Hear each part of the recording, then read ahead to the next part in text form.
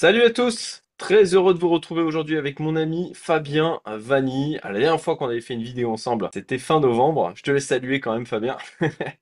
Salut à tous, oui. Oui, oui, la dernière fois, c'était fin novembre.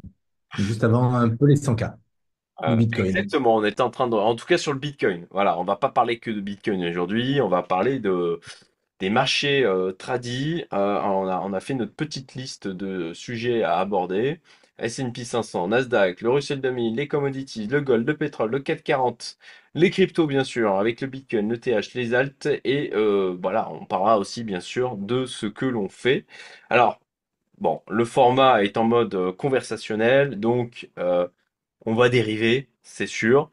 On va essayer de garder quand même la guideline globale. Vous avez en timeline de la vidéo la possibilité de passer une thématique à une autre s'il y a des choses sur lesquelles vous voulez aller directement, notamment, je le sais, pour tous ceux qui sont cryptomaniaques, d'aller voir ce qu'on en dit du côté du Bitcoin. Et puis, bon, bah voilà, on va démarrer. Donc, pour contextualiser, Fabien est un ami depuis, ça fait combien? 16 ans maintenant? Je crois que c'est ça. Oui, Avec je 15-16 compte ans, pas, mais ouais, oui, ça c'est commence à dater. effectivement.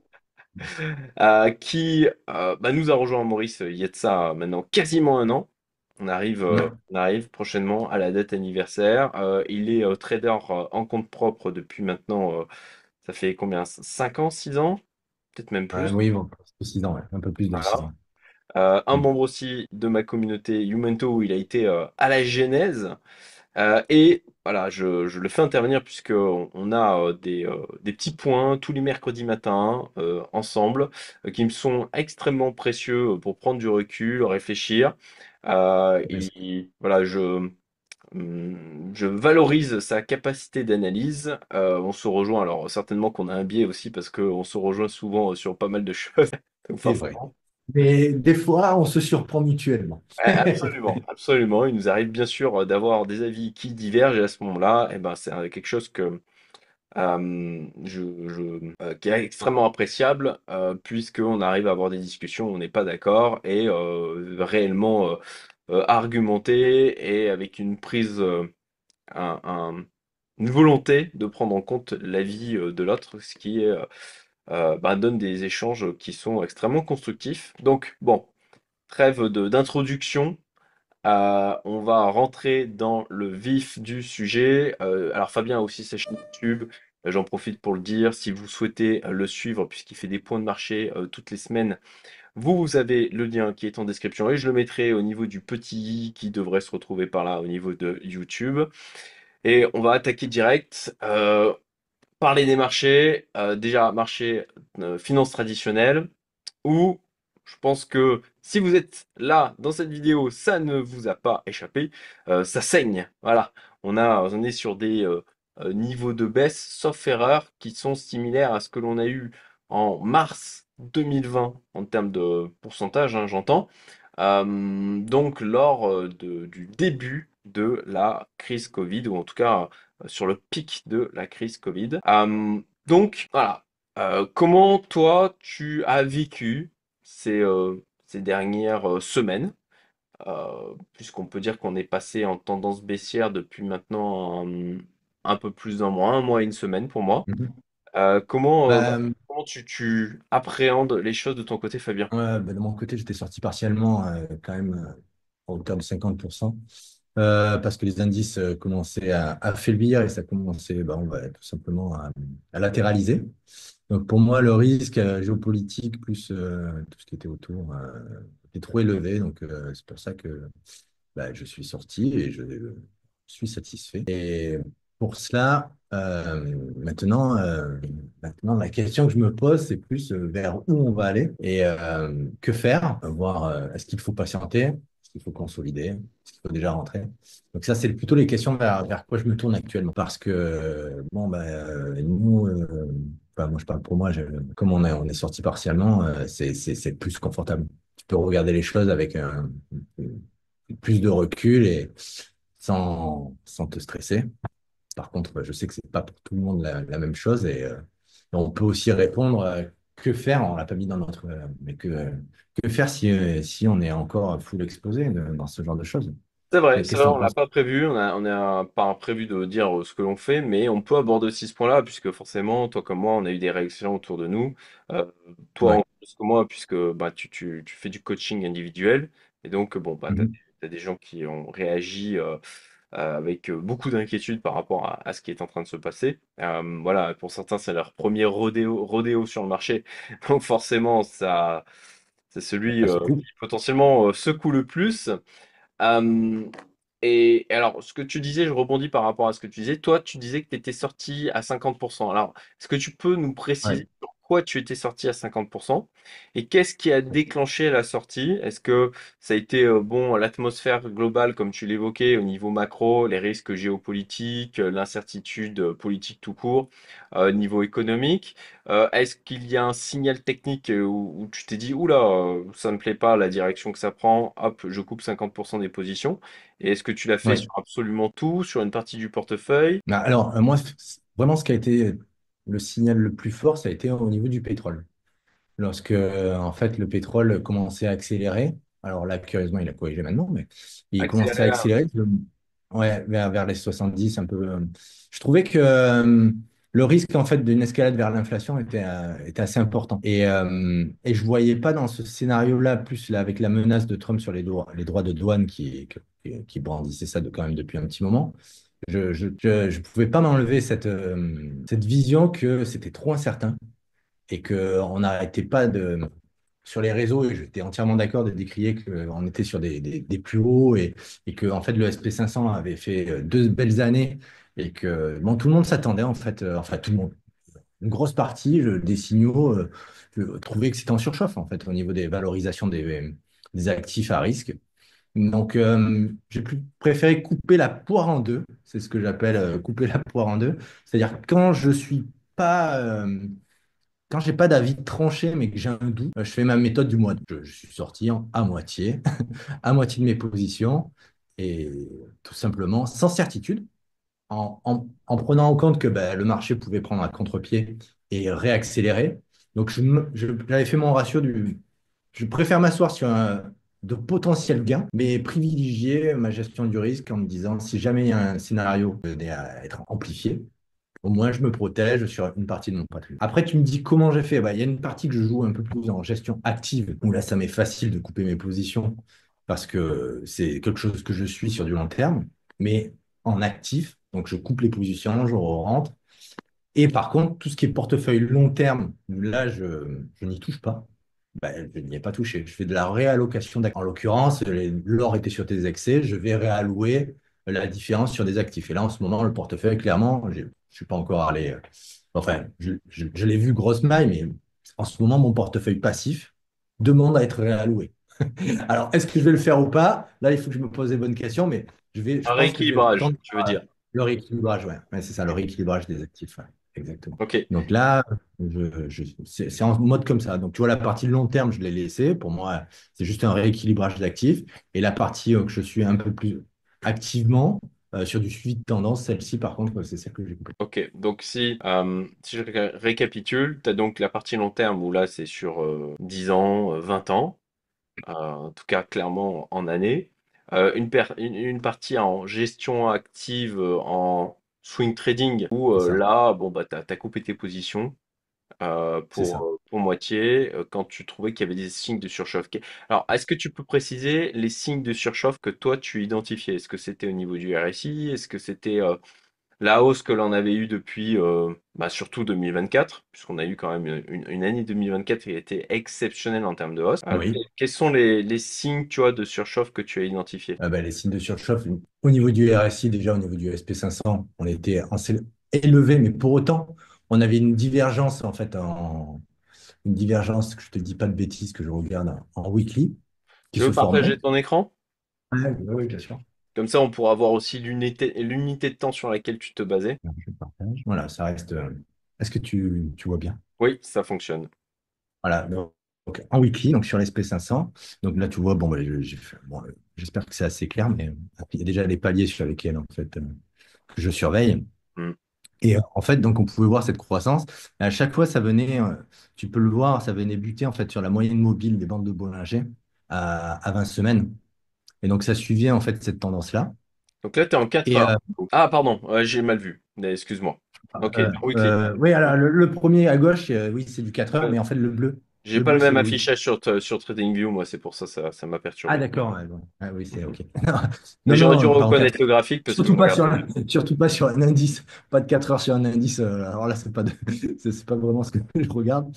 Donc, tu pouvais voir que ça commençait depuis une petite période, depuis novembre, justement, où on avait une Hmm. autre réunion, ça commençait vraiment à, à- à latéraliser. D'ailleurs, tu vois les bandes de Bollinger qui commençaient vraiment à latéraliser.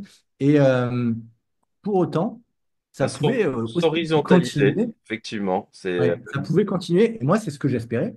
Ça pouvait continuer en fait à latéraliser, orientaliser, je sais pas comment on dit, on sait pas faire un. Mais et je pensais plus que ça allait consolider. Pour autant, j'avais pas cette certitude-là parce que je trouvais qu'au niveau du RSI, alors, je sais pas si je peux l'afficher. Moi, tu couperas, hein, mais, au niveau du RSI, est-ce que ouais, bon, une grosse maille, hein. Je trouvais qu'au niveau du RSI, tu vois, tu avais une divergence baissière assez importante qui se mettait en place par rapport à la croissance. oui, Donc, c'était 500. Et ce signal-là, plus les indicateurs, GAFAM notamment, qui étaient clairement surévalués, euh, et le risque Trump, j'ai préféré couper, tu vois, sur ces aspects-là. Et après, est venu s'ajouter, donc, mais ça, non, je t'avais évoqué, je le redis, était venu s'ajouter, en fait, là, je suis passé sur donc, tout ce qui est commodities, est venu s'ajouter, tu vois, ce pic d'accélération là, au niveau des commodities là, cet aspect-là. oui. Et j'avais une crainte d'une accélération du commodities. Et par rapport à cette accélération-là, je ne savais pas, l'accélération là, plus les critères que je t'ai évoqués, je ne savais pas où allait aller le marché avec les droits de douane. Voilà. Et donc, comme bah, j'avais ma limite et je ne savais pas répondre à cette question-là, j'ai choisi la voie de la prudence. D'accord. Tout simplement. Tu vois, c'est Bah, pas. Y a pas, tu vois, c'est juste ces petits aspects-là et plus un cumul de mauvaises nouvelles. Voilà, je préférais sécuriser en fait une partie en me disant, bon, mais tu t'assois potentiellement sur une accélération. Bon, mais dans ce cas-là, il y aurait eu un signal, tu vois, sur le SP 500 de cassure vers le haut, au niveau des 6000, 6800. C'est fort, tu vois, avec une continuité, bah, 5800, tu veux repositionne. dire? 6100. Ah, 6100. Ok, j'ai entendu Ouais. 6800. Si ça avait... Parce qu'en fait, quand je suis sorti, j'étais sur ces niveaux-là, autour des 6000, 5009. Et bon, bah, tu t'assois sur une. Lorsque tu fais ça, tu fais ton ratio et tu t'assois sur un potentiel, une perte de 2% et demi. Pour autant, si ça venait corriger, et c'est ce que ça a fait, bah, ça pouvait faire Beaucoup plus mal, ouais. ça pouvait faire plus mal. Donc le ratio risque, j'ai préféré sécuriser. Voilà, tout simplement. Ok. Donc, tu as Et, coupé 50% de tes positions court terme. Et là, oui. aujourd'hui, du coup, Ouais, tu t'es c'est exposé. plutôt du middle, là, c'est pas vraiment du court terme, hein. Parce qu'en général, c'est des choses que je garde ça peut être sur des mois, des années, Ouais, si ça continue, en fait, hein. moyen terme. Hmm. Ouais, moyen Ok. terme. Et du coup, là, aujourd'hui, en termes d'exposition sur cette poche d'actifs, tu es quoi? Tu as toujours à 50%? Tu as zéro? Oui, toujours 50% parce que j'ai tout ce qui est value que j'ai gardé, tout ce qui est le long terme, en fait, que j'ai gardé. Et Ah après, oui, tout ce qui était. moi, ce que j'entends, 50%, c'est la partie, justement, swing trading. En partie swing trading, Ah là. non, non, non, correction, en partie swing trading, je suis totalement sorti. Moi, Oh, ok, d'accord. C'est pas du je te tout ce que parle, j'avais compris. ah Ok. non, excuse-moi, non, non, swing trading, je suis totalement sorti. D'accord. Donc là, quand tu as évoqué je suis sorti, c'est sur la totalité de ta position swing trading. Sur Oui, le long terme, t'es gardé, t'es resté exposé. Donc c'est ça, et ça, 100% de ta position swing ça fait trading 50%. Ouais. est out. Et Hmm. puis bah, le long terme, effectivement, bah, ça porte bien son Ben oui, appellation. Là, t'as pas touché. j'ai rien touché, ce qui fait une exposition globale sur les actifs à risque de 50% à peu près. Ok. Ok. Et donc là, je vois des niveaux, les 5670, 5269. 4800, 982, je crois. Est-ce que du Ouais. coup, tu as mis des ordres sur ces niveaux? Est-ce que tu as mis des ordres épuisés? Oui, alors j'ai déjà un ordre qui est passé au niveau des 4900, 4850 sur le SP 500. Et oui, effectivement, après, alors les autres ne sont pas encore posés, mais après, c'est des niveaux que j'ai identifiés. Et justement, bah, c'est dans mes vidéos hebdo où je fais cet exercice en live, mais bah, on va le faire maintenant, où bah, je regarde les supports et je me dis, bah, c'est ce que c'est rentrer par palier. Tu vois, moi, ce que je compte faire, c'est rentrer par palier. En l'occurrence, 3, 4 paliers qui sont échelonnés de 20 à 30%. Et je profite en fait de ces corrections pour rentrer en me gardant quand même un quatrième pour vraiment quand tu as une confirmation. En cas de confirmation, ça, Une c'est confirmation où ça repart. C'est ce que tu veux de dire. retournement. Ouais. Le De retournement. retournement. Ok, Ouais. d'accord. C'est-à-dire Donc, que bah, tu viens casser, je sais pas, un exemple là en live, ça serait exact. Tu réintègres et donc tu vas casser en fait cette résistance, ok, d'accord. tu vois, avec du volume. Alors pour le coup, ce que je préfère, moi, c'est bah, dans les V-bottom, c'est assez compliqué, mais c'est pour rappel, un V-bottom, c'est lorsque ça dévisse rapidement et que ça réintègre rapidement. Donc les V-bottom, c'est pour ça que je préfère rentrer par palier. C'est que si on va vers un V-bottom, c'est très compliqué à mon sens de rentrer sur signaux techniques. Hmm. Parce que c'est rare qu'avec dans un V-bottom, enfin du moins pour l'instant, moi, dans mon expérience, c'est assez rare de voir un V-bottom et de venir retoucher, voire refaire une touchette autour de la résistance que tu as, cassée. Ça, c'est le top du top pour moi. Tu refais une touchette et ça repart. Hmm. Là, pour moi, c'est tu te repositionnes. Et donc voilà, c'est des paliers que j'ai identifiés et je dois t'avouer que je dois encore faire ce travail-là parce que les derniers paliers, ben, je ne sais pas encore où, euh, où les réaliser. Donc j'ai déjà mon premier, mon deuxième, mais les deux autres, c'est pas encore fait. C'est dans la to-do list. Ok. Parce que j'estime que ça va prendre un peu plus de temps. Après, ça, Alors voilà, c'est... j'allais effectivement te poser cette question. Toi, ton avis sur qu'est-ce qui est en train de se passer? Est-ce que toi, ton scénario principal, c'est un potentiel V-bottom ou c'est une correction plus longue, plus profonde, voire une latéralisation sur plusieurs semaines, plusieurs mois? Bon, je fais un peu une réponse aussi de ce que je crois en te posant la Ouais, question. ouais.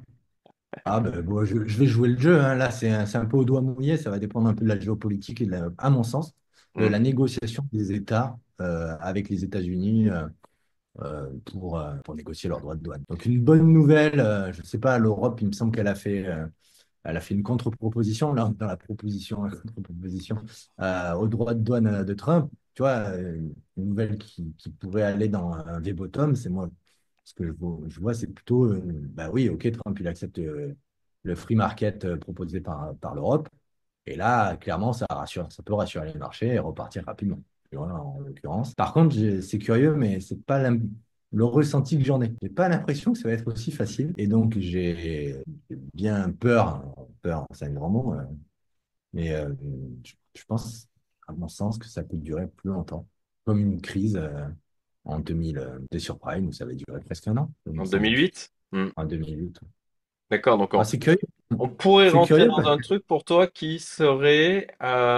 alors là, ouais, il y a une théorie sur le fait que quand même on a eu une forte croissance de la bourse d'une manière générale, notamment du S&P 500 sur toute l'année 2024. Il y avait pas mal de voix hein, d'ailleurs qui disaient, ben après quand même la hausse qu'on a eue en 2024, ça serait assez logique de se prendre une correction, pas piquer des verres sur 2025. Je dois avouer que moi, voyant qu'il y avait pas mal de gens qui pensaient ça, du coup, je trouvais ça pas forcément. J'avais tendance à prendre un biais contrariant, ce qui m'a pas empêché de sortir. Hein, ça, j'en ai parlé sur ma chaîne quand j'ai vu que ma droite de tendance long terme était cassée. Bon, bah pour moi, c'était un signal. Je suis sorti en totalité, S&P 500, Nasdaq. Je suis coupé aussi, ça je l'avais partagé dans Fast Track Investor et ma communauté Youmento, ma position sur le silver que je maintenais depuis un petit moment. J'ai décidé aussi de la couper. Alors, pas au top, hein, mais à peut-être 2% du top, quoi. Donc, voilà, j'estime que c'est pas trop mal. Vu la manière dont il a dévissé quand même, bah, comme toutes les autres classes d'actifs avec les appels de marge qui sont associés. Parce que oui, ça c'est aussi une question que toi, tu m'évoquais, qu'on te pose. C'est, ah, mais je comprends pas, le S&P 500 dévisse, mais on voit aussi le gold qui dévisse. On voit des obligations qui se prennent des claques, le CAC 40, enfin, il y a tout qui dévisse. Et, euh, et bon, l'explication par rapport à ça, c'est que dans des périodes de ce type, il y a des gens qui ont des positions avec du levier ouais, ou qui ont des produits complexes, structurés. Et ils ont des appels de marge, donc bah, ils doivent vendre d'autres actifs de manière à pouvoir couvrir les appels de marge et éviter de se faire liquider. Ce qui amène effectivement des sorties de classes d'actifs telles que le gold ou aussi d'ailleurs matières premières, pétrole, etc. Et Mhm. amène des baisses Mhm. sur l'ensemble, quoi. Ouais, c'est pour ça qu'on voit en fait toutes les classes d'actifs diminuer en même temps. Mm. Enfin, chuter en même temps. Ouais. Et ça, Ça, c'est un truc qui était très prononcé pendant le Covid, oui. parce que l'or avait vraiment bien dévissé. Alors que là, en l'occurrence, l'or, même en étant sur ses plus hauts, je trouve qu'il résiste pas mal en fait hein, sur Oui, cette partie. oui, oui, oui, c'est vrai. On est quand même encore là, à l'instant T, au moment où on tourne cette vidéo, 9 avril, 10h51, heure mauricienne, nous avons un gold à 3031 dollars l'once, ce qui bon, bah, reste très élevé, puisque le top était autour des 3150, 60 C'est ça. approximativement. Bon, pour ma part, je dois avouer que je suis sorti de ma position sur le gold depuis maintenant un bon moment, autour des 2006-2700 dollars. Mhm. Bon, sans regret, hein, parce que bon, comme C'est toujours, bien. on Mhm. peut pas choper le top absolu et il faut pas essayer de le faire. On le fait parfois, je dirais par chance, mais ça ne doit pas être une règle absolue d'essayer à chaque fois de choper le top, même si ça fait plaisir, on le sait. Oui, ça flatte l'ego qu'on essaie de, de, C'est ça. de garder sous contrôle, mais bon, il y a toujours un bout qui dépasse. Donc, on a regardé le S&P 500. Est-ce qu'on fait un petit tour du côté du Nasdaq aussi? Est-ce que toi, tu as Oui, prévu? alors là, moi, je le suis beaucoup moins puisque pour moi, là, clairement, je trouve que le risque est amplifié. Moi, tu me diras, les gains aussi, mais je suis beaucoup moins confiant sur les valeurs tech. Dans le sens où en fait, ben, c'est Charles Gave qui disait ça et que j'ai trouvé très pertinent, euh, où l'aspect mise en application des valeurs des droits de douane était une façon aussi de taxer les GAFAM qui Hmm. jusqu'à présent étaient très faiblement imposées aux États-Unis parce que bah, elles faisaient leur Big Mac en Irlande comme nous en Europe. Au final, les GAFAM sont faiblement imposées par rapport aux PME ou aux groupes un peu plus sont moins imposés. Quand tu disais ils Et faisaient leur Big Mac en Irlande, tu veux dire bah, qu'ils c'est-à-dire accumulaient de la c'est-à-dire qu'en fait, trésorerie? ils font des factures pour qu'aux États-Unis, ils payent la même chose, en fait, le même montage que lorsque ben, Amazon vend en France, que ça passe par la holding en fait en Irlande, ils font le même montage aux États-Unis. Et ça, c'est ce qui m'a appris dans la vidéo. Et donc aussi aux États-Unis, ils payent très peu d'impôts. Les GAFAM payent très peu d'impôts. Donc, ce qui se passe de son point de vue et que je trouvais assez pertinent, c'est que pour lui, les droits de douane, c'était une façon de leur dire, bon, mes cocos, vous avez échappé aux impôts ces derniers temps. Maintenant, bah, vous me donnez tant de pourcentage sur vos ventes. Et pourquoi? Pourquoi? Bah, parce que justement, ça leur permet, en fait, ils ont deux choix. Donc, on va prendre l'exemple pour un iPhone. Ils ont deux choix, ou le prix. Tu intègres donc dans le prix, ben, tout simplement, tu le fais porter par le client. Les droits de douane, tu les fais porter.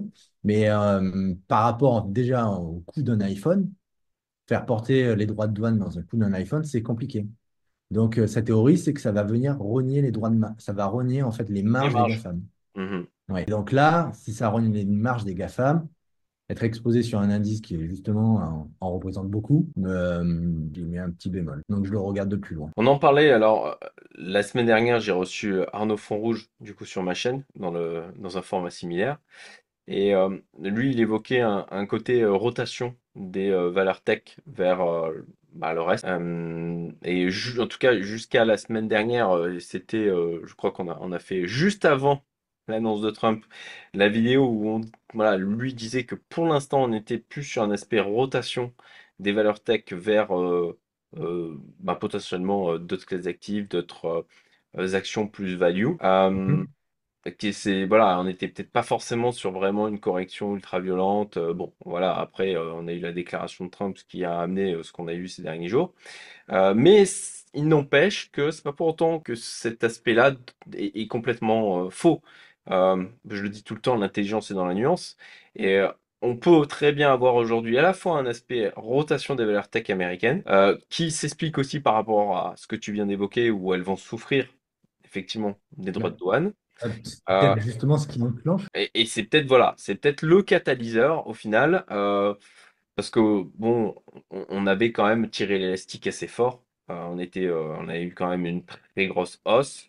Là aujourd'hui, qu'on se prenne à minima une correction, alors je crois qu'on peut parler de crack. Je crois que c'est au-delà de 20%, hein, il me semble qu'on parle de crack. Et écoute, je dois t'avouer que j'ai pas cherché la définition. Ouais. Mais pour moi, on s'en rapproche. On s'en rapproche, Ouais. surtout si ça continue cette semaine. Oui, Alors ben un peu voilà, tir de la suite. 21,46%, c'est ça. C'est bien ce qui me semblait. Mm. En tout cas, sur le S&P 500, là, je viens de regarder par rapport au plus haut. Donc, on peut parler de crack. Bon, donc là, on a plus, voilà, d'un point de vue jargon, mais à la rigueur, ça, c'est limite du détail, quoi. Mais en tout cas, voilà, on a correction slash crack, une peur massive au niveau des marchés. On a le VIX d'ailleurs qui reste toujours très élevé, hein. Ah oui, Il reste sur des plus c'est hauts, hein. On est dans des plus de niveaux qu'on 50. avait connus en mars 2020. Ouais, ouais, Euh, c'est sur vrai que le le, marché, il a une grosse crainte, hein. je vois beaucoup de spéculations sur qu'est-ce que veut faire Trump, c'est quoi son plan. Alors, il y en a qui disent il est complètement stupide, d'autres qui disent c'est un génie, vous allez voir, c'est fabuleux. Euh, bon, pour ma part, en fait, j'en sais foutre rien. Je sais pas ce qui se passe dans sa tête. Je dirais que d'une manière pragmatique, ce sur quoi on peut se baser de manière à peu près certaine ou en tout cas solide, c'est le court terme avec les éléments qu'on voit qui sont factuels, typiquement, bon, voilà, l'annonce au niveau des droits de douane, la direction qu'il prend et ce qu'il avait annoncé depuis maintenant quand même des mois, voire des trimestres plutôt du côté de Trump sur ce qu'il allait faire. Je veux dire, il n'est pas sorti du bois d'un seul coup en disant hop, salut, c'est moi, voilà, maintenant c'est comme ça. Non, il l'avait dit depuis un moment. Et ensuite, sur le moyen terme, c'est très compliqué. Par contre, on peut aussi dézoomer et voir les tendances de long terme. Donc, à ce niveau-là, on peut se projeter effectivement sur quand même une correction qui soit un peu plus longue. Une latéralisation, pas forcément, en tout cas, moi, c'est pas non plus mon scénario principal, un V bottom aujourd'hui. Moi, j'ai commencé à me repositionner, du coup, lundi, sur la partie portfolio value. euh, long terme, première Mhm. cartouche. Et bon, je me précipite pas. Je dois avouer que hier, typiquement, ça me redémangeait d'y remettre une cartouche. Je me suis dit, non, bah, non, on dézoome. Je pense que, voilà, on a, comme je le disais tout à l'heure, quand même bien tiré l'élastique, que là on a un catalyseur qui provoque la baisse et au final peut-être un retour à quelque chose, à une normalisation au final de la valorisation des marchés. Et c'est pour ça que de la même manière, je crois que là on va avoir quelque chose d'un peu plus long. Alors, ce qui n'enlève pas la possibilité aussi d'avoir un effet, ok, correctif. On n'est pas bien comme ça pendant plusieurs semaines, et puis bon, ben la Fed arrive, baisse des taux, de nouveau de l'espoir qui reviennent, et qu'on reparte sur une continuité de la hausse. C'est pour ça que ben, on navigue à vue, quoi. Au final, je Ouais. dirais que ah bah tiens, la métaphore est peut-être pas mal. On est un peu, voilà, on navigue à vue. On sait que ben on regarde le temps, on est sur notre navire, sur la mer. Il y a des orages, ben voilà, on peut constater, bah ouais, il y a un orage. Mais globalement, bon, ben, on a quand même une carte et on sait que si on continue dans cette direction, en se fiant à une boussole, bah, qu'on va finir par toucher terre. Je trouve que la métaphore est peut-être intéressante. Je viens de je viens de la sortir du chapeau, mais par rapport à ce qu'on vit actuellement, on a la même Elle l'est, culture. mais il faut que ouais. Ah bah, Vas-y. elle l'est, mais par contre, tu navigues à vue, mais tu as quand même structuré vers où tu te tournes, dans le Oui, sens où tu as quand même ta méthodologie, tu as mis en place, tu sais pas, tu fais pas au doigt mouillé ou suivant tes émotions. Tu vas plutôt être pas dans la réaction, mais dans l'action maîtrisée. Tu sais où tu veux aller, mais tu mets en place quand même des étapes. Tu sais pas comment tu vas y aller, mais tu mets quand même des petites étapes pour entrer en douceur sur le marché. c'est ça. On est un peu comme des marins où, bon, ben, on a des plans, si y a un orage, on fait ça. Si c'est calme, ben on hisse la grande voile. On sait globalement où on va Exactement. et on S'il y a trop essaie de d'orage, gérer au mieux tu les mouilles dans une intempéries. crique. Mm. Mhm. Voilà. Donc côté Nasdaq, on l'a évoqué. Les commodities, on en a parlé rapidement. Où effectivement, moi je le surveille. Pareil, j'ai mis Ouais. des signaux, des alertes sur signaux. pour Mhm. potentiellement me repositionner dessus. Moi, c'était une crainte, je l'ai évoqué je sais plus où est-ce que je l'ai évoqué. Si c'était dans, pareil, mes programmes payants ou je crois mon canal Telegram. Canal Telegram, lien en description, c'est gratuit. Où je crois que j'avais dit que, ouais, j'en suis sûr en fait, que, eh bien, une de mes craintes, c'était de voir les commodities repartir à la hausse. Ouais. Ce qui allait alimenter de l'inflation, parce qu'on était quand même sur un niveau de...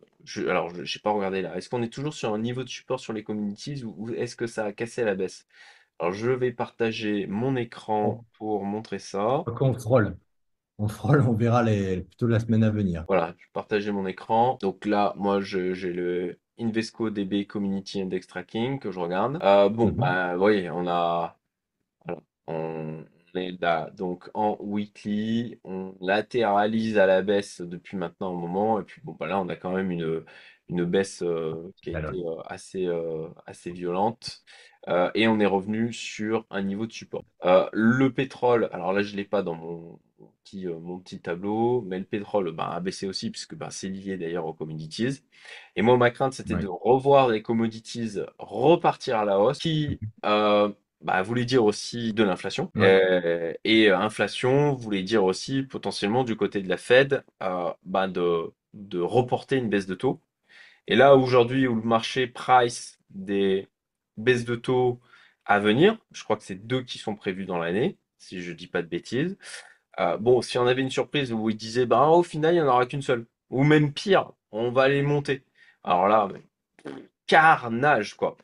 Bon, Oui. ce scénario s'éloigne avec le pétrole qui baisse, les commodities qui baissent, Ouais. donc Il ce qui a semblerait qu'on aille plus vers la ouais, décroissance. donc plutôt décroissance, effectivement, une Ouais. stagflation. Stagflation, ouais.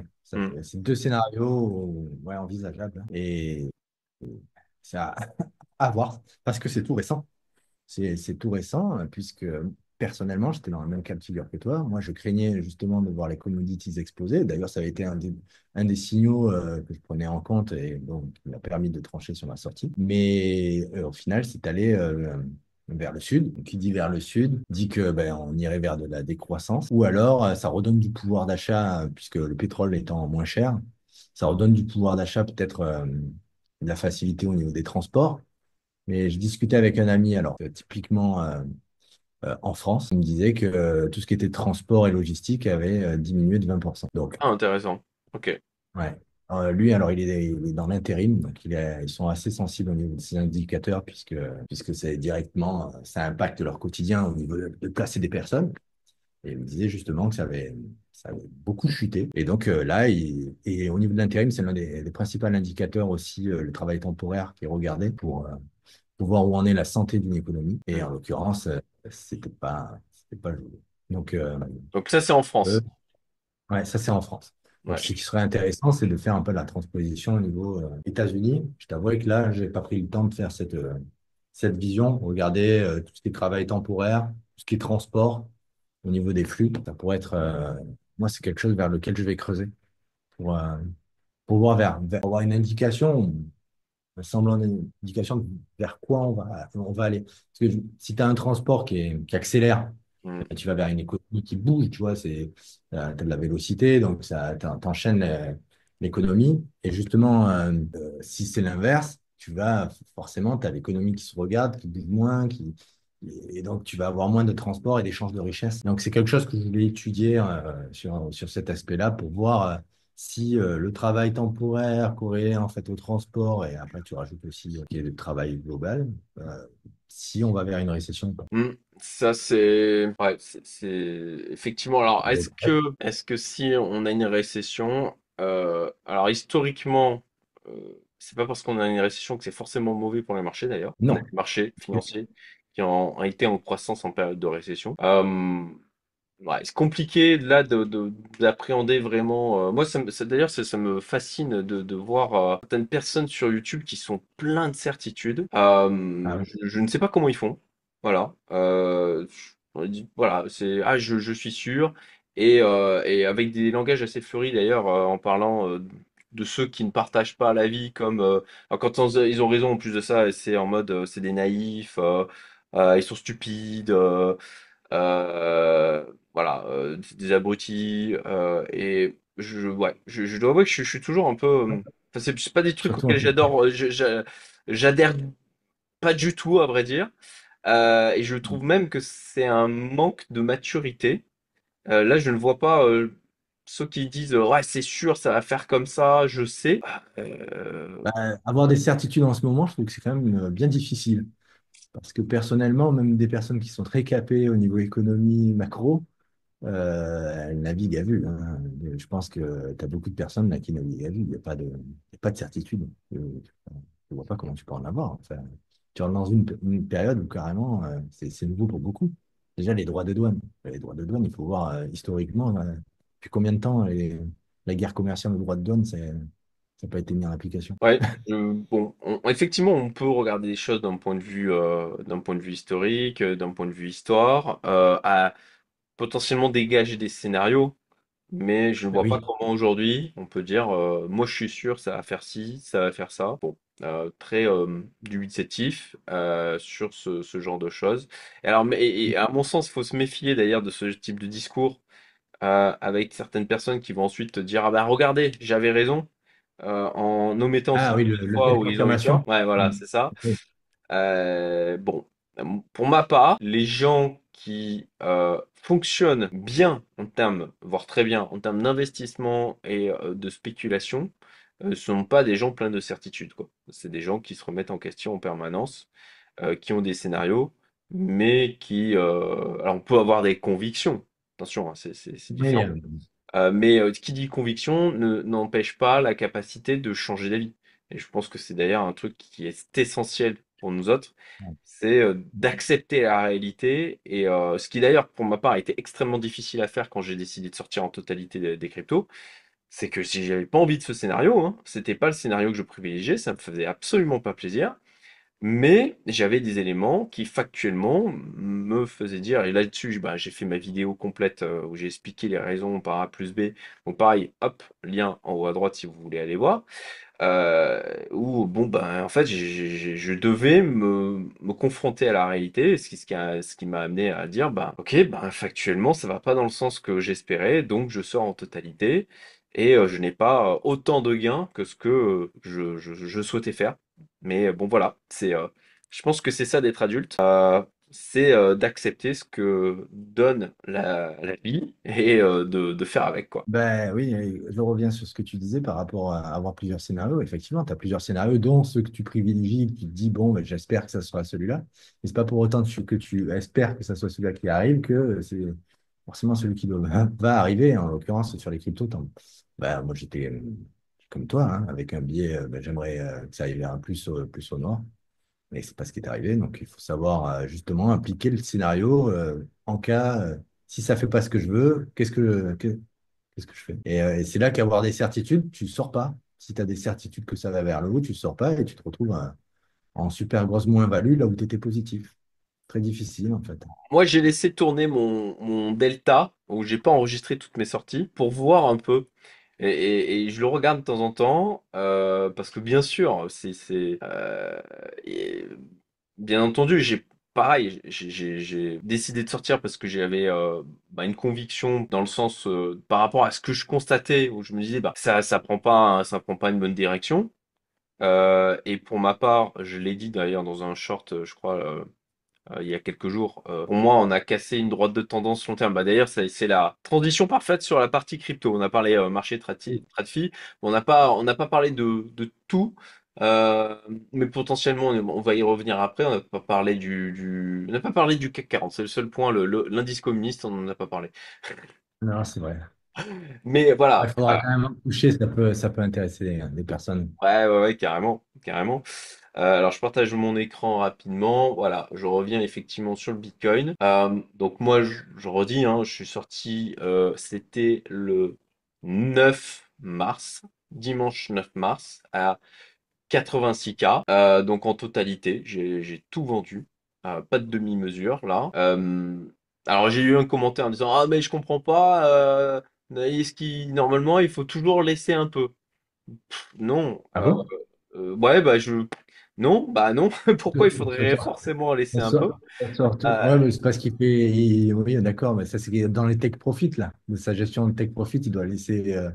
Euh, Un fil c'est traîné, c'est ça, mais c'est pas une Ouais, obligation. écoute, il y a effectivement, alors, moi, c'est un truc que je dis, c'est qu'il y a autant de stratégies d'investissement que d'investisseurs, et pareil, en termes de stratégie de trading, il y a autant de stratégies de trading qu'il y a de traders.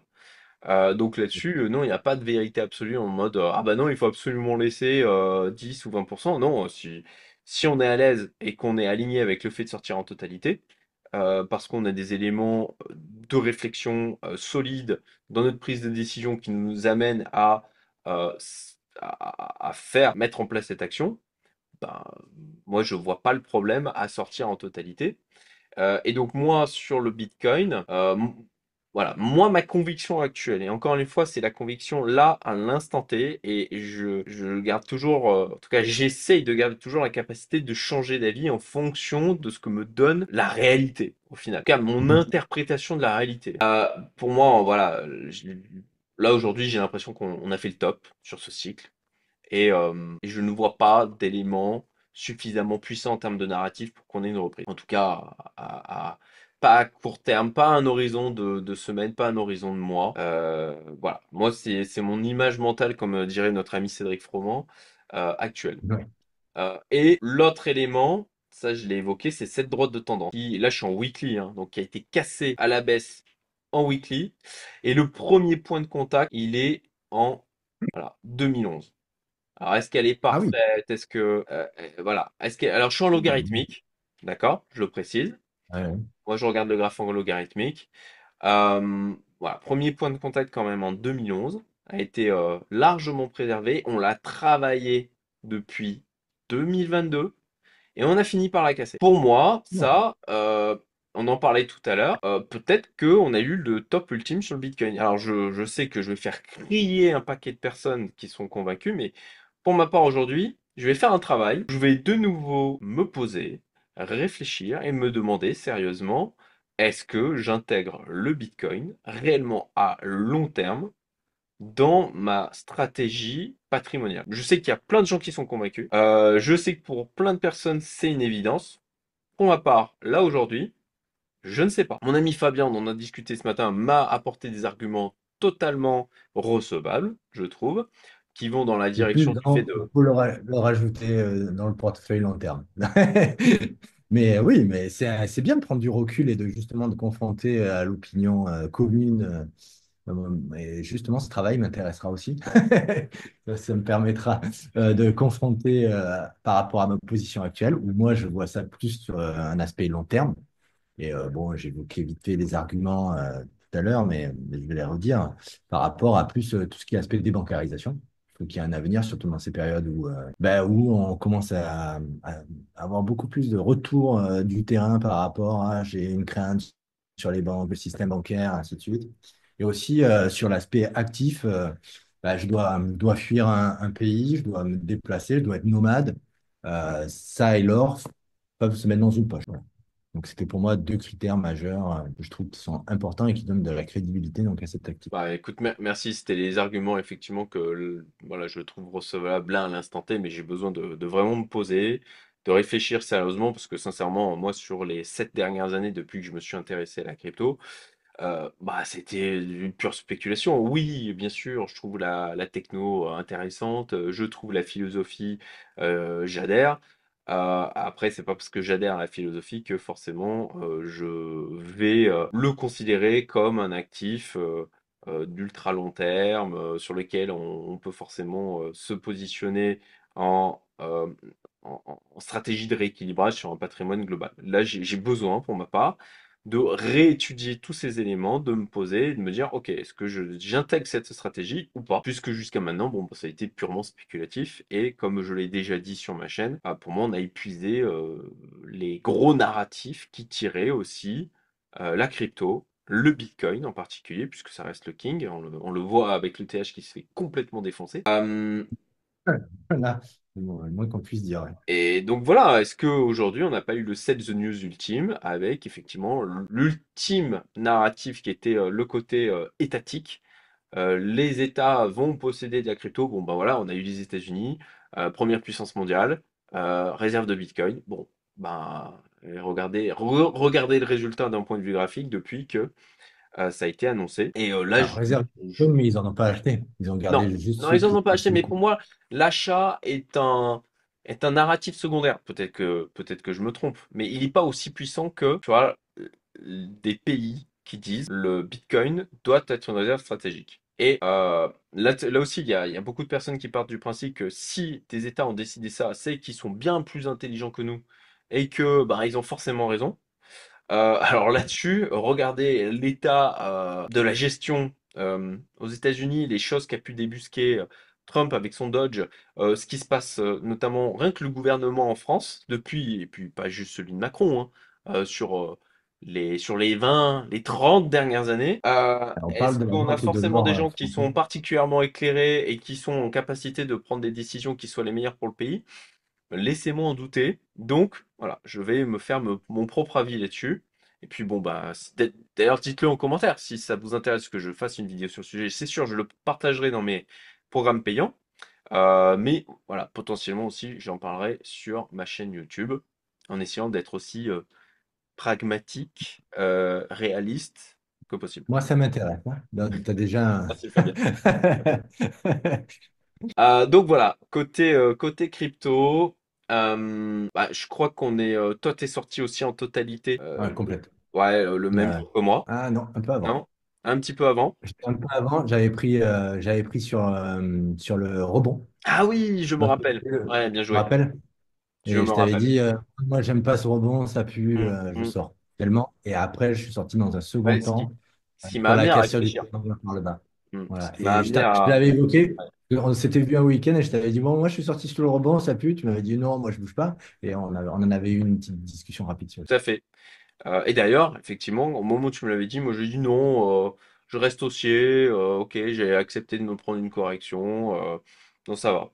Euh, Et puis, ben voilà, par la suite, j'ai fait ce travail de dire, mais attends, est-ce que vraiment ton image mentale là aujourd'hui est la plus juste? Et bon, bah, j'ai reconsidéré ça avec cette espèce de, je l'ai dit hein, de plusieurs fois, mais de rengaine qu'il y avait dans ma tête de qu'est-ce qui reste comme narratif? Qu'est-ce qui reste comme narratif?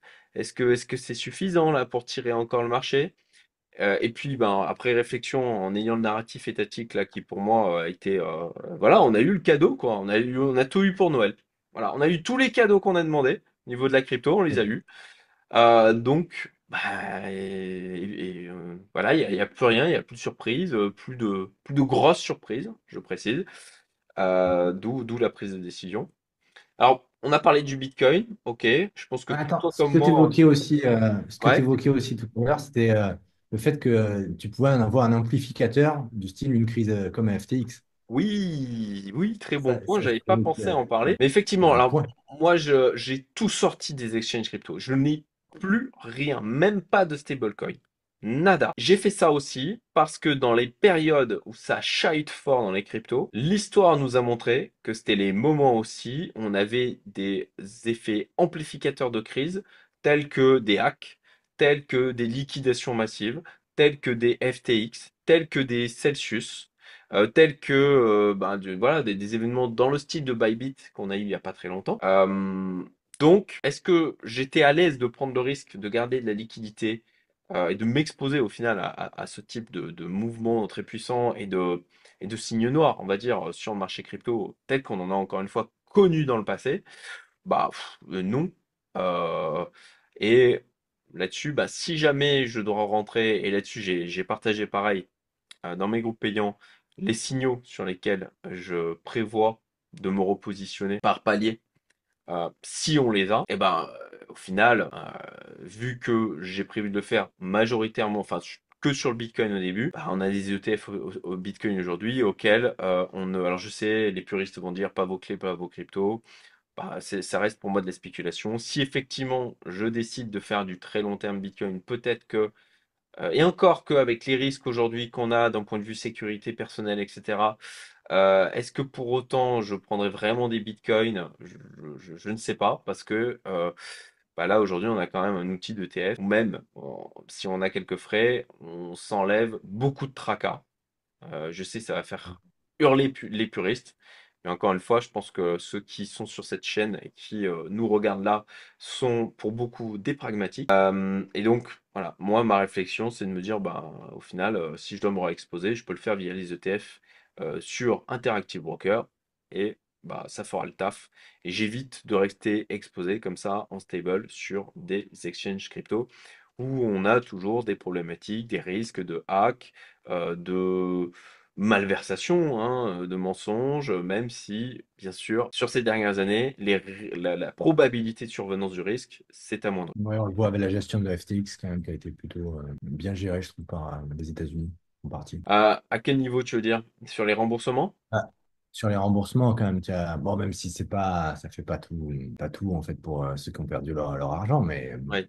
en soi, c'est plus sérieux, tu vois, alors que, je sais pas, mais tu vois, les anciennes plateformes qui ont disparu, on n'entend plus. Tu sais, ils sont partis avec la caisse et t'en entends plus parler, hein, ils ne sont pas Ouais, allés chercher quoi que ce soit.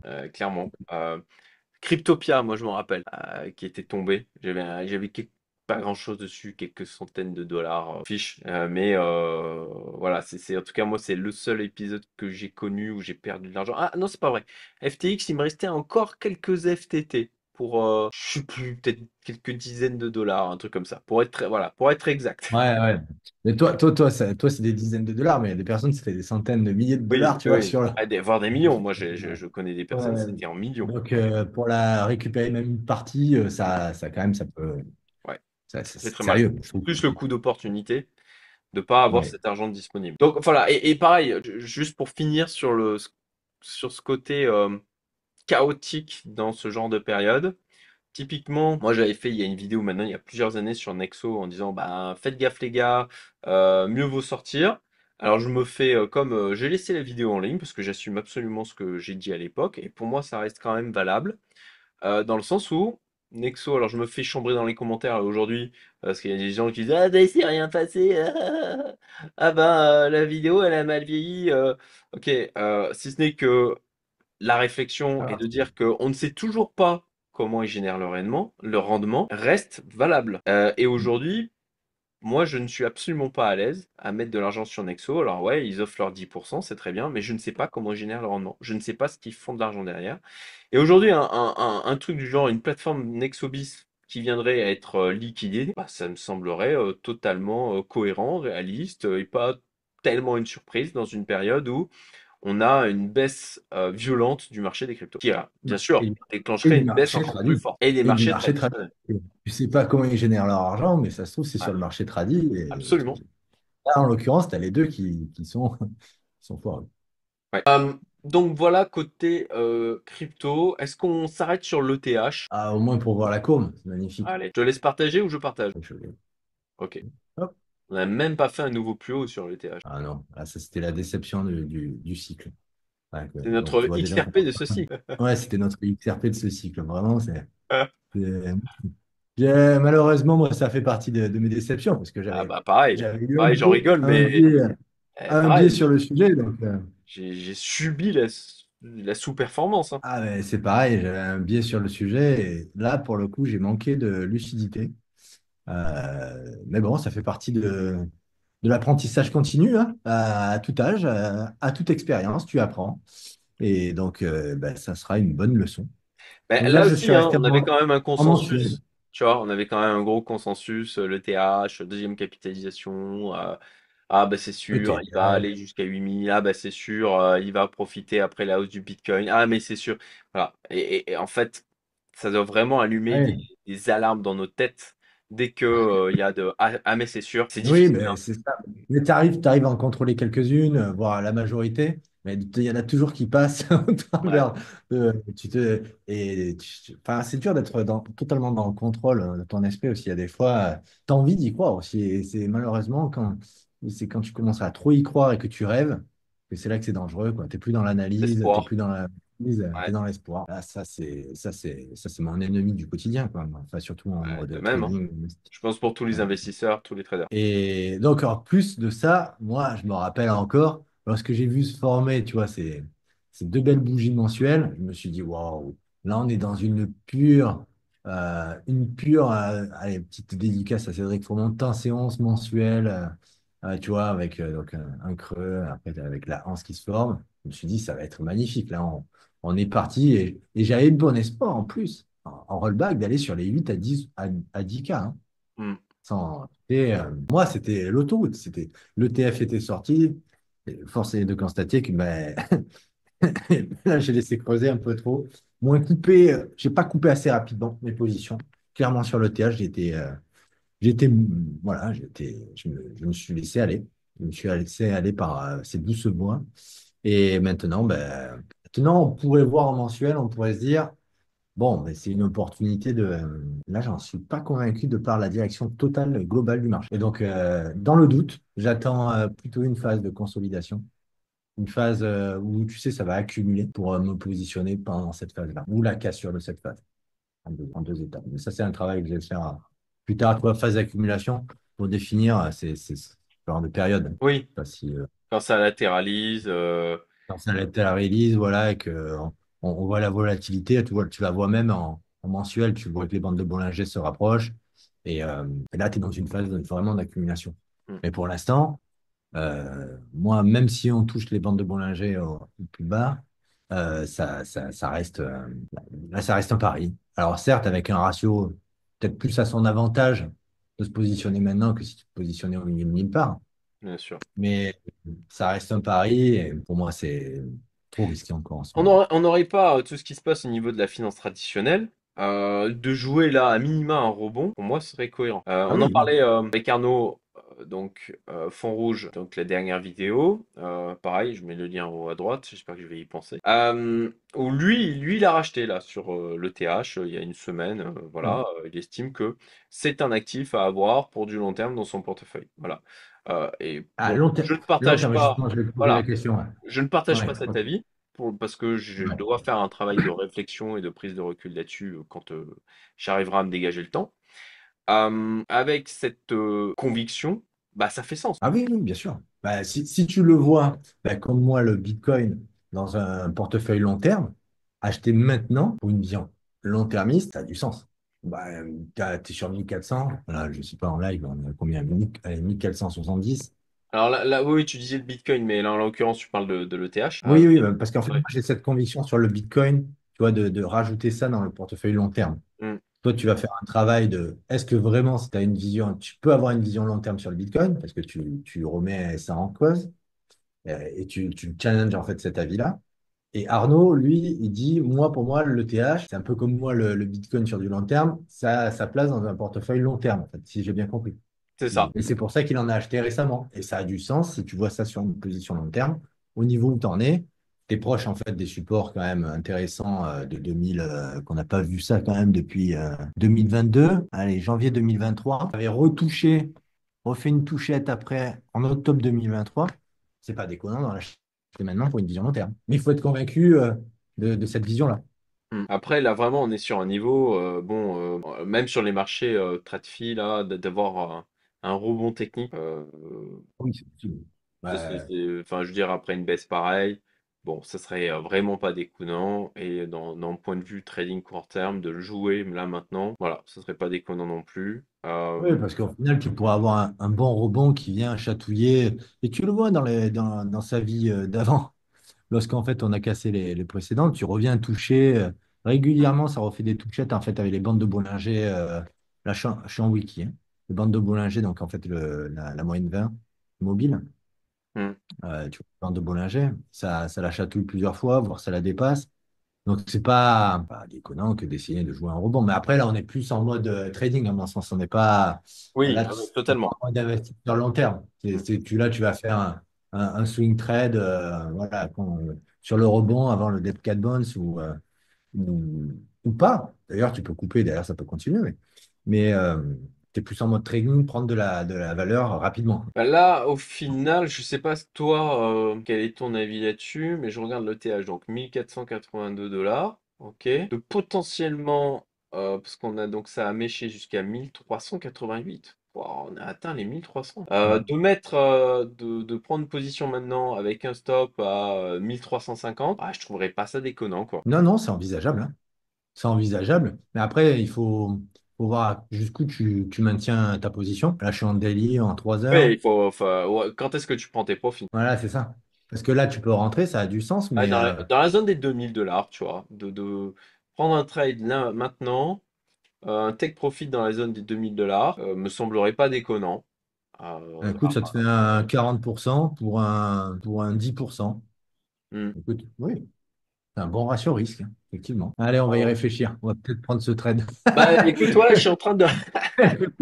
Ah si, ah, si, je me dis, Effectivement, moi aussi en live, ça, on a c'est eu quand intéressant. même on a un VIX qui a bien monté, ça a bien dégorgé sur le S&P 500 Nasdaq, d'avoir un rebond technique là, d'une manière générale, ça serait pas déconnant. Voilà, en direct, du coup, vous voyez la En réflexion. live. Mais je me dis que ouais, de mettre un petit ticket là, via un ETF, ETH d'ailleurs, et ben ça serait parfois on a un ratio risque-rendement qui me semble pas inintéressant, hein. 1 pour 4, non, c'est très bien, hein. Ah ouais. Après, avec un stop serré, donc c'est Oui, oui, oui, 10% de bah oui, perte, c'est ça. 40% de bénéfice. Non, non, c'est même c'est un bon ratio. Et tu vois, ça, les 2000, je regardais, oui, ça correspond vraiment en plus bah, à l'arrêt. C'est un beau support maintenant. Oui. Euh, Donc, ouais, clairement, résistance. Résistance, tu veux dire. oui, oui, résistance Ouais. maintenant. Ouais. C'était le support d'avant, la Oui, résistance voilà, c'est ça. maintenant. Toujours les pinceaux dans ces trucs-là. Mais oui, oui, c'est ça, exactement. Mm, mm. Et non, non, ça a du sens, hein, ça a du sens. Et, ouais, non, non. Écoute, Alors, pour ceux qui je nous vais voir écoutent, ça après. c'est ouais, pareil, Après, je vais aller me connecter sur Interactive Broker, je vais regarder un peu plus de trucs, mais c'est vrai que ça me voilà, c'est ça. chatouille là, hein.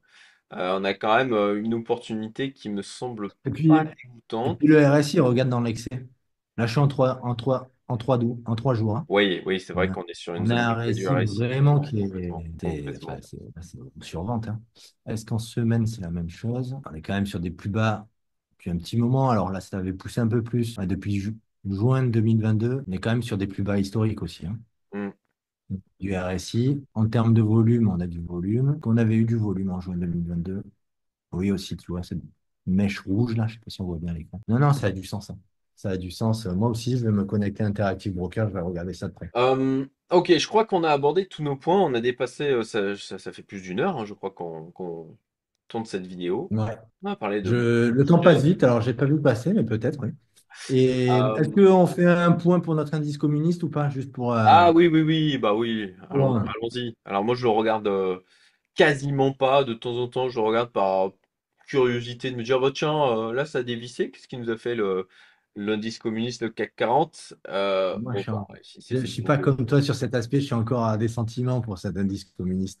Et Ah, ben ah, et aussi, attends, il s'est pris, attends, est-ce qu'il a fait pire que notre cher S&P 500? Moins 18%. Ah ouais. bah non. Il a surperformé le S&P 500. L'Europe, depuis peu, surperforme le S&P 500 quand même.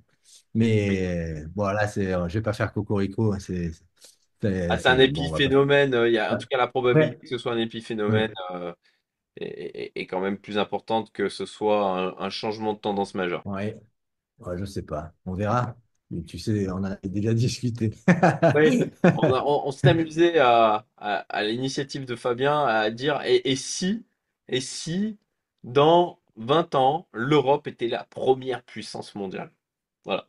Alors Ouais. ça fait sourire, hein, quand on Ah ben ça fait l'évoque sourire là. tout le monde. Mais on en a reparlé ce matin. Mais c'est vrai que bon bah si là on va sur des temps difficiles, les temps difficiles forgent des hommes forts. Bon, après les hommes forts forgent des temps faciles, qui forgent des hommes Ouais. faibles et bis repetita.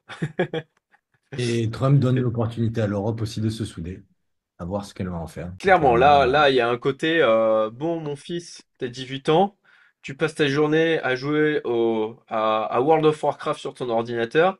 Allez, bim, dehors, tu vas te démerder, tu vas travailler, tu vas connaître la c'est ça. vie. Ça Te fait protège mal. plus, fais tes efforts de ton côté, ramène de Ça. la caillasse. Donc bon, ouais, c'est un peu ça. Donc pour moi, la chance que l'Europe devienne un peu plus forte, alors peut-être pas la première, là, c'était vraiment type vraiment pour marquer les esprits, mais un peu plus forte augmente. Et donc un peu plus intéressante au niveau des marchés. D'où la réflexion quand on a eu ça, c'était au niveau de la diversification des actifs. Mm. La place de l'Europe dans sa diversification. Voilà, si ça intéresse, qu'ils mettent en commentaire, on pourrait faire Ou tout donnez-nous un votre avis podcast d'ailleurs, ouais, ça c'est autour de ça. curieux. Ouais, c'est clair. Bon, pareil, hein, il y a Et donc, un énorme consensus comme quoi, bon, l'Europe, c'est de la merdasse globalement. Mais c'est ce qui nous Et aurait du fait coup, réfléchir à ça. Ouais, tu sais, l'aspect un peu contrariant, tu te dis, tout le ouais, monde c'est voit ça. l'Europe à la cave, c'est à la cave, mais c'est à la cave, mais imagine, tu te prends c'est à la cave, mais en ce moment, alors là, ça engage que moi ce que je vais dire, hein, mais en ce moment, ils sont prêts peut-être à envoyer leur peuple au front pour des idéaux, donc c'est à la cave, mais des États que je jugeais entre guillemets faibles sont prêts quand même à rentrer dans une idéologie dure. Et donc, en Ouais, est-ce que ça l'occurrence, c'est pas de la para? Bon, en tout cas, c'est un jeu très dangereux, ça c'est clair. c'est Euh, dangereux. bon, Hmm. bon alors Bon. attends, revenons sur la partie Revenons au CAC du 40. CAC 40. Au pire, tu couperas si c'était trop. Et donc, le CAC 40, voilà. Donc, ce que je disais moi dans ma vidéo hebdo avant que ça se crache la semaine dernière, c'est que moi, ce que j'y voyais en première vue, c'était un double top. Donc là, je me mets en mensuel. Ah, il est beau, il se voit, hein. Et voilà, hein, je pense que là, mais est-ce que c'est ça? Et ici, voilà. C'est pas très, là, c'est pas très parlant. Alors, je vais refaire. Bah, on le voit, le Euh, double top, je veux dire, tu le ça, vois? Ah, tu le c'est vois bien? difficilement, faut être, je pense, un peu, avoir des problèmes de vue si là, on le capte pas, quoi. On est en monthly, en Ouais, c'est ça. mensuel. En ce moment, il y a une vendetta contre les anglicismes. Ah oui? Ouais, Alors, ouais, bah, j'ai moi, je me prends toujours des ce genre réflexions. d'avis. Là, c'est en ce moment sur mes vidéos, sur du Instagram, du TikTok ou sur YouTube. Ah, les anglicismes, ah! Donc, Ah, c'est vrai, ouais. voilà. Ouais. Bah, pardon. Pardon, mais quand on parle ce genre de. La technique, en général, c'est en anglais. Donc, quand tu lis tout ce que je lis, c'est en anglais, Ouais, donc je ça me pense qu'il n'y a fait. pas à demander pardon, hein. Donc, On parle comme on bah, a si ça les dérange, envie. moi Si je m'en ça convient fous. pas à certains, bah, tant pis Ouais. pour eux. Enfin, ma foi. De toute façon, quoi qu'on dise, quoi qu'on Non, fasse, mais après, bon, t'as pas envie de les vexer, mais bon, ouais. c'est pas grave. Il faut qu'ils s'adaptent. Et en soi, tu vois, le risque qui vient, à mon sens, c'est bah, si tu clôtures en dessous et que tu pousses les bandes de Ouais. Bollinger. Là, en l'occurrence, Accélération. bah, Mm. l'accélération, la prochaine étape, bah, tu te retrouves au-dessus du Covid. Oui. Hein. Pouah. Si on Ça revient fait, ça, faut, au ça faut niveau faire. juste avant Covid, ça va Donc picoter. là, on est déjà sur une correction de 18%. Donc avant Covid, tu reviens. Et là, c'est si on est en mode V-bottom, hein. C'est-à-dire on ne construit pas une chute moins 26. Mm. Après, si ça dure plus dans le temps et que c'est pas un V-bottom et qu'il n'y a pas d'accords commerciaux qui sont trouvés rapidement, ça pourrait ressembler plus à une crise un peu plus longue. Et là, pour le coup, il faut se replonger dans l'histoire au niveau des surprimes Bah, pour avoir. Ça, je- ça va pas te donner ça va pas te donner comment on appelle ça, c'est le bottom. Ouais, alors, en français, du coup, ça m'a perturbé. Le bottom, le sol, ça va pas te donner le sol, mais ça peut te donner une période. Tu peux en prendre plusieurs et tu vois, tu fais des projections comme ça pour voir combien de temps ça peut durer. Tu vois, moi, c'est ce que je fais. J'aime bien faire mes projections temporelles, projections de chute, et tu les projettes. Et après, tu te fais une moyenne, tu fais un empirique sur si ça dure plus longtemps, jusqu'où ça pourrait aller et combien de temps. Parce qu'en fait, il faut durer. Le truc, c'est que si tu gardes tes positions, si tu as choisi, et malheureusement, pour ceux qui débutent et qui ont commencé en novembre ou même un peu avant, si vous avez, ils ne sont pas sortis, complètement. Moi-même, j'ai des positions bah, sur que je garde long terme. Ce qui compte, c'est de durer. Donc, il faut se dire combien de temps je peux subir cette perte-là et dans combien de temps, à peu près, je reverrai en fait en proportion gardée mes bénéfices, si j'ai mm. des bénéfices. Et en l'occurrence, le 440, quand je le regarde, j'ai peur parce qu'on voit que pour retrouver le top de la précédente crise des subprimes, on était sur 2007, juste avant le Covid, 2020. Ouais, c'est mon Dieu, C'est pas pour le, ceux qui, tu vois, c'est ceux c'est qui pas sont le S&P rentrés au 500, hein. top de la crise des subprimes, hop, ils sont revenus à break-even après 11 ans. Oui. 11 ans. Et Donc, bim, la crise faut être Covid. patient. C'est violent, hein. C'est pour ça que le all-in, revenu passif, ETF magique, hop, je mets tout mon fric dessus, ça va bien se passer. Euh, et là-dessus, j'ai fait une vidéo dernièrement aussi où je parle de l'impact de la volatilité sur la croissance de son capital et sur le rendement de celui-ci. Pareil, je mettrai le lien en haut à droite. Une vidéo extrêmement importante, très peu abordée, hein. D'ailleurs, je ne comprends pas que ce soit aussi peu abordé dans l'univers finance réseaux sociaux. C'est vraiment des choses qui viennent défoncer la performance, enfin défoncer son patrimoine, quoi. Et quand on compte là-dessus sur la retraite, on prend sa retraite en 2005, on se tape la crise des subprimes en 2009, ça fait très très mal. Ah, oui, clairement. Bah là, surtout sur le CAC 40, hein. Mm. Sur le CAC 40, le S&P, quand même, tu t'en sors bien mieux. Mais oui, par contre, ce qui est intéressant, c'est que là, on retouche, tu vois, le sommet de la crise de la bulle Internet.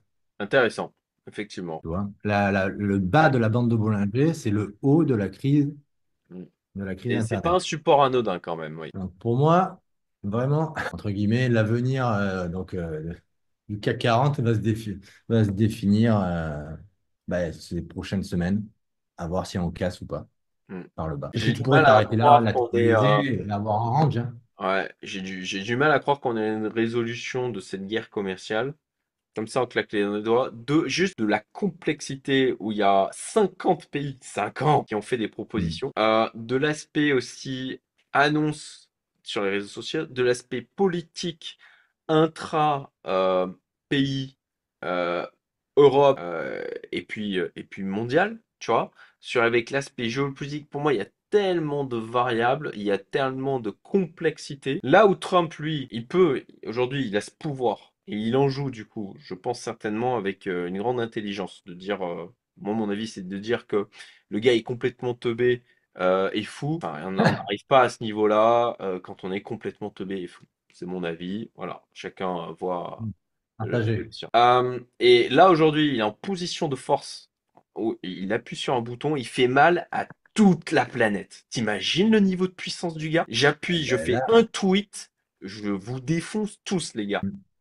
Alors qu'il a et un qui plus est, niveau de puissance enfin, je veux dire, il a été rare et surtout, il a une capacité psychologique et émotionnelle à dire, ben, je l'applique, pour moi, qui est assez exceptionnelle. Et en face de lui, on a des dizaines de pays avec à l'intérieur des milliers de politiques qui vont chacun devoir discuter de qu'est-ce qu'on prend comme positionnement avec des lobbying, etc. Là où en face, on a un homme qui est, alors pas seul, hein, ça serait aussi stupide de dire ça, il a lui-même confronté à ses propres forces en interne, mais qui montre jusqu'à maintenant un niveau de détermination et de capacité à passer à l'action qui, euh, qui est hors du commun. Voilà. Donc, on a ça versus plein de gens qui se tirent dans les pattes dans le monde entier et qui doivent arriver à se mettre d'accord, faire des propositions, avoir des contre-propositions, rediscuter le truc. Enfin, j'ai du mal à imaginer un scénario où ça, hop, dans une semaine, tout va bien. moi aussi. Et qui plus est, je pense que les deux attentats ont dû un peu secouer les ménages, dans le sens où je pense que j'ai l'impression qu'ils se sont Investi d'une mission. investis d'une mission divine. Et Hmm. moi, cette partie-là, elle me fait entre guillemets peur parce que tu cèdes pas rapidement, hein. Rien de C'est pire qu'un intégriste religieux. Alors, je dirais pas un intégriste religieux, mais Non mais je force le quelqu'un trait, bien ouais. évidemment. Ouais, Voilà. ouais, bien sûr, ouais. Mais Mais quelqu'un de convaincu par sa mission. ouais. Voilà. Et là, nous, le problème, c'est qu'on ne sait pas quelle est sa mission. Et apparemment, c'est America First. Tu vois, c'est pas faire la paix dans le monde. Donc, si c'est America First pour sa mission, waouh, et ça change totalement la donne. Bon bah je pense qu'on va stopper du coup cette vidéo. J'espère que ça vous a plu. Si ça vous a plu, que vous avez des gens qui seraient intéressés par le contenu de cette vidéo, merci de la partager. Ça sera une manière de nous remercier et ça contribuera aussi à la croissance de ma chaîne et celle de mon ami Fabien. Mettez petit like, en commentaire aussi sur ben, qu'est-ce que vous en pensez, vos propres réflexions, qu'est-ce que vous avez fait vous sur les marchés, qu'est-ce que vous avez prévu de faire sur les semaines à venir. Si jamais vous êtes perdu, vous avez des interrogations, mettez-le en commentaire aussi. On essaiera de vous répondre en mieux. Alors, c'est pas du conseil en investissement, vous connaissez la rengaine, on est juste deux gars qui gérons nos propres actifs et on partage ce que l'on fait, on donne notre avis. Donc, c'est à prendre avec des pincettes, bien évidemment. Je l'ai dit encore tout à l'heure, autant de stratégies d'investissement qu'il y a d'investisseurs. Donc, bah, ça s'applique aussi à vous. Et puis, bon, bah écoutez, si vous en voulez encore, dites-le nous aussi. Et en tout cas, moi, j'ai bien envie de faire un rendez-vous régulier comme ça avec mon ami. Je prends beaucoup de plaisir à faire ces vidéos. Je trouve qu'on a des Bien. échanges qui sont constructifs, qui nous nourrissent. Si ça se trouve, là, on va en sortir. On va se prendre une petite position au TH. On va voir. Ah ben oui, oui, oui, je vais étudier ça de près. C'est intéressant, tu vois, nos discussions, parce qu'au final, on met sur la table certaines choses et après, on modèle nos idées Ça. en fonction de nos propos. Et c'est vraiment Voilà. Alors là, on dirait pas, je mais le on est souhaite dans à la tout même le monde. maison. Hein? Ah oui. On dirait pas, moi je suis dans mon bureau, et mon autre bureau. J'ai deux bureaux dans la maison.